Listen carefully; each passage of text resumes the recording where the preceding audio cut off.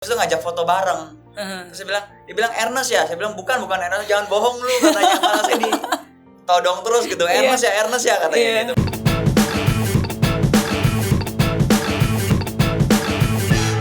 Eits, tunggu dulu. Sebelum nonton video lengkapnya, jangan lupa untuk subscribe ya dan klik link di bawah ini. Jangan lupa juga untuk klik tombol loncengnya. Oke? Terima kasih. Selamat menonton. Hai friends, ketemu lagi dan hari ini di The Mary Riana Show kita ada kedatangan tamu yang sangat spesial. Oke, saya kenalin dulu namanya ya. Namanya adalah Doni Pramono. Halo Hai. semuanya. It's a pleasure to be here Sama-sama. di acara di YouTube channel Mary Riana. Yes, thank you so much. Thank you ya. Tapi pertama-tama nih saya pengen bilang semua yang lagi nonton jangan gagal fokus dulu karena pertama kali saya ketemu langsung dengan orangnya. Ini saya mirip banget sama Ernest Prakarsa. Iya nggak sih? Ini apa cuma saya doang atau menurut kalian juga? Sering nggak sih ada yang bilang mirip banget sama Ernest? Iya, jadi lumayan apa namanya? Lumayan ikut numpang tenar ya.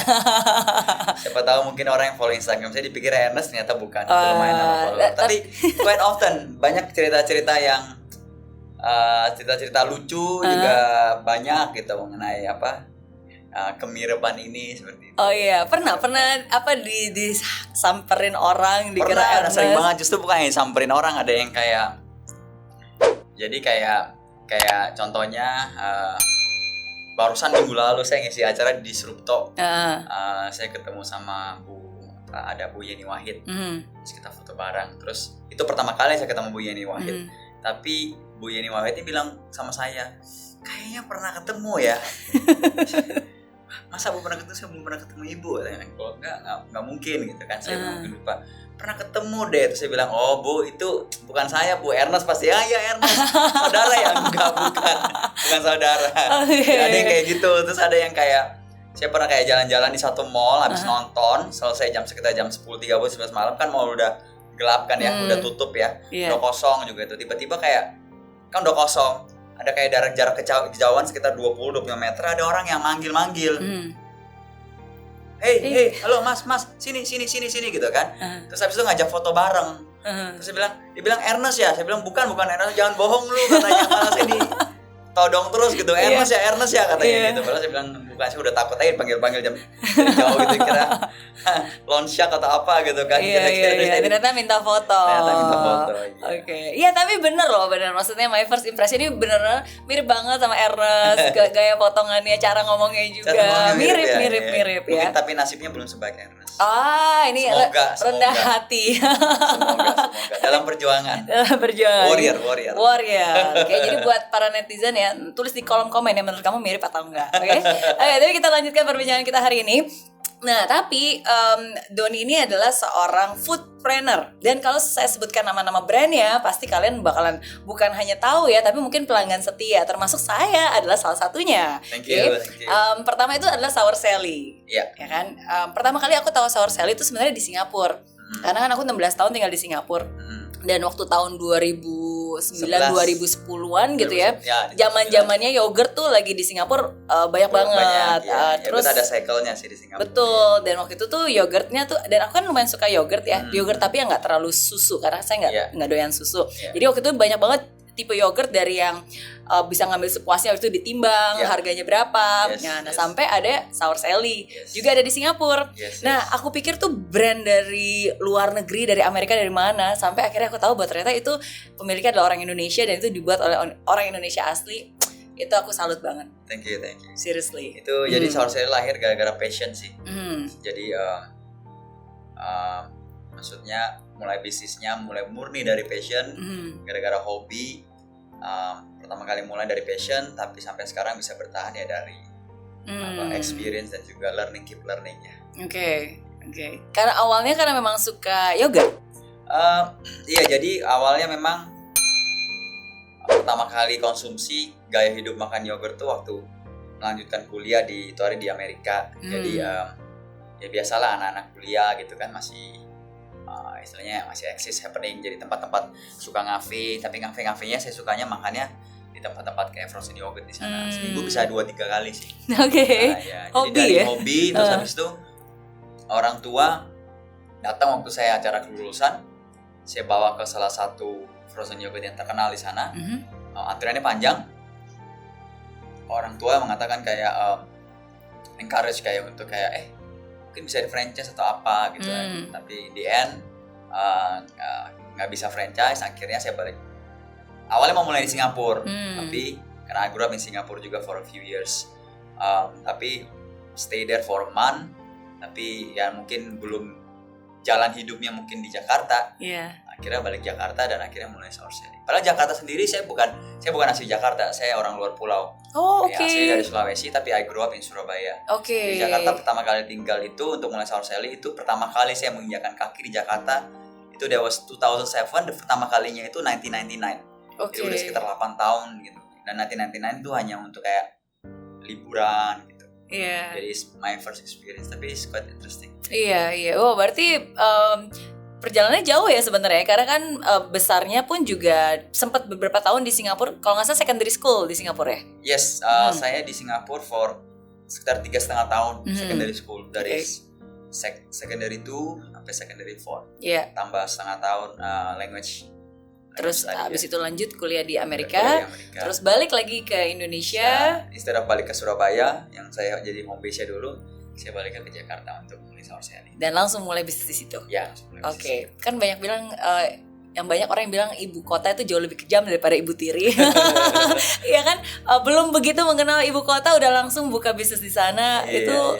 Gimana? Gimana ya? Mungkin pada saat pertama kali mulai itu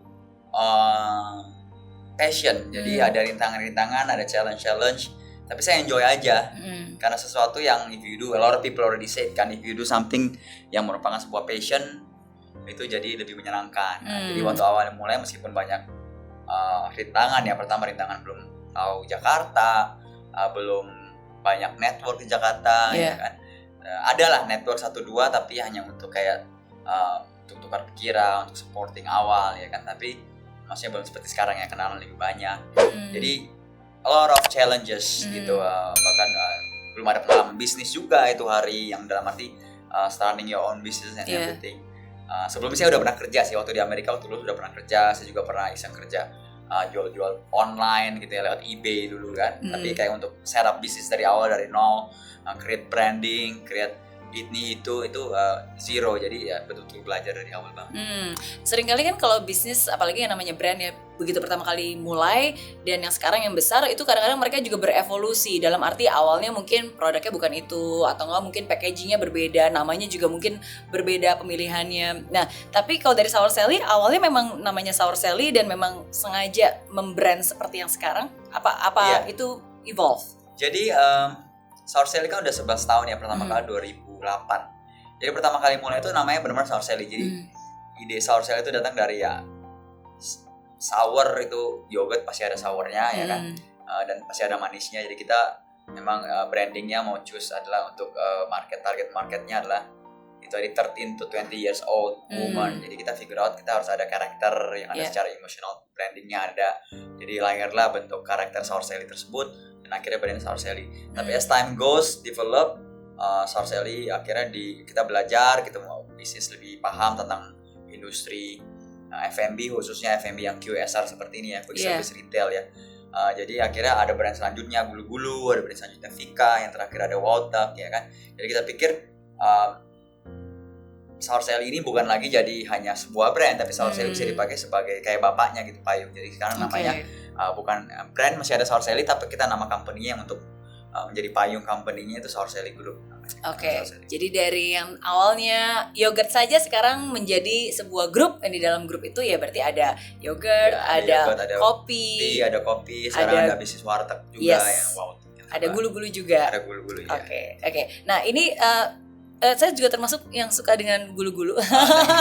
Ntar kita cerita ke situ ya. Tapi mungkin saya penasaran nih, karena menurut saya satu hal yang saya salut dengan Sour Sally itu adalah ya karena itu seperti didesain for international market gitu. Bener-bener nggak kerasa kayak Indonesia banget. Dan mungkin itu yang membuat saya pun merasa bahwa ini kayak ini dari brand luar nih yang dibawa ke sini, which is good menurut saya. Iya, jadi waktu awal mulai memang tahun 2008 saat itu timingnya juga pas ya, market Indonesia mulai kebuka, consumerism mulai ada.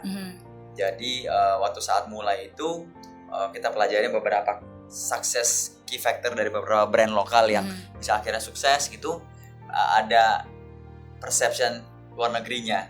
Jadi dalam brandingnya kita proper, jadi betul-betul we spend a lot for the branding. Kayak to be honest, the most expensive to create the brand, karena kita use brand agency itu Sour Sally out of the rest of the brands. Jadi kita pakai brand agency dari Singapura because I don't know ya, I have a fear of failing kan at the beginning, kayak mau everything itu perfect lah istilahnya. Ya udah mahal ya, yaudah sekalian daripada gua misalnya daripada gua nyoba dengan sesuatu yang lebih murah tapi nanti kalau nggak sukses gara-gara brandingnya kurang bagus, gua ada kayak on the hindsight ada rasa penyesalan gitu. Aduh, kalau gitu mungkin ini faktornya mungkin seharusnya gua ambil yang itu dulu ya, mungkin lebih bisa berbeda hasilnya. Tapi so I don't want to live that kind of regret lah ya. Jadi maksudnya kalau dari sisi branding just one of the best, ini lokasi one of the best. Jadi kalau mau main sampai pun bisnis itu gagal, kita waktu mau analisa kenapa bisnis itu gagal, itu benar-benar bisa terpilah-pilah dengan ini gitu, kayak branding kok Windows the best teknologi ini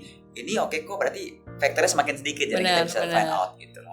Jadi persepsi itu yang kita munculkan dari awal, dan saat itu memang Indonesia lagi euforia banget untuk yang sesuatu yang berhubungan dengan international quality gitu kan. Sebenarnya bukan masalah brand luarnya orang Indonesia saat itu suka, tapi kualitas gitu loh. Kayak maksudnya persepsinya tentang brand yang dari luar tuh mempunyai kualitas yang lebih baik ataupun kualitas yang oke gitu, seperti itu. Terstandarisasi lah ya, terus nggak ngasal-ngasalan gitu kan, profesional. And perception is reality. Iya. Oke, mulai dari cabang pertama waktu itu di mana lokasinya?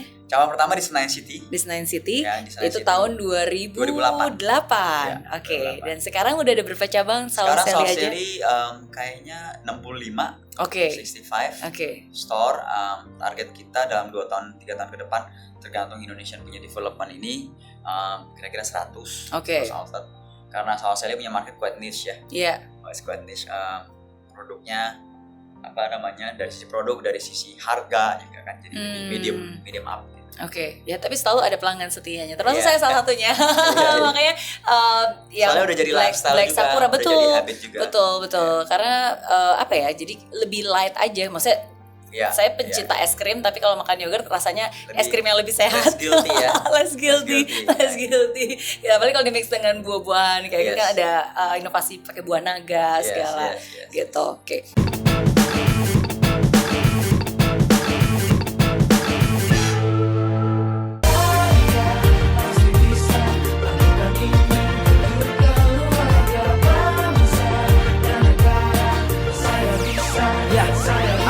Laksana bumi tanpa hujan, hidup tanpa tujuan, kering dan mati tanpa hijaunya tumbuhan.